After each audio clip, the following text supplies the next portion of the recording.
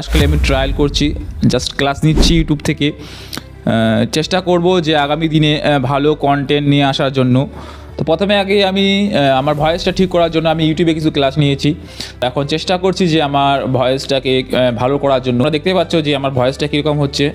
যদি পারো একটু কমেন্ট করে দিও যে ইমপ্রুভ হওয়া বাকি আছে। যদিও আমার উচ্চারণ সঠিক নয়, সঠিকভাবে উচ্চারণ করতে পারি না আমি এখনও। অনেক ওয়ার্ড আছে যেটা আটকে যাই। কারোর সাথে কথা বলতে গেলে আমার খুব স্পিডে আমি কথা বলি, সেজন্য তারা আমার হয়তো ওয়ার্ড মিনিংগুলো বুঝতে পারে না, তাও তারা কিছু বলে না। তো আমি এখন যখন নিজে যখন ক্যামেরার সামনে রেকর্ড করি, তখন আমি যখন নিজে সেই ভয়েসটাকে শুনি, তো তখন মনে হয় না আমার কিছু এখানে ভুল ছিল। সেটাকে আমি এখন বুঝতে পারছি। তো আমি চেষ্টা করছি সেই সব জিনিসগুলোকে ইমপ্রুভ করার জন্য। তো ক্যামেরার সামনে আজকে অনেকটাই বলে দিলাম, তো আমি এতটা বলি না, তো কি বলবো এটাই হচ্ছে সবচেয়ে বড় কথা।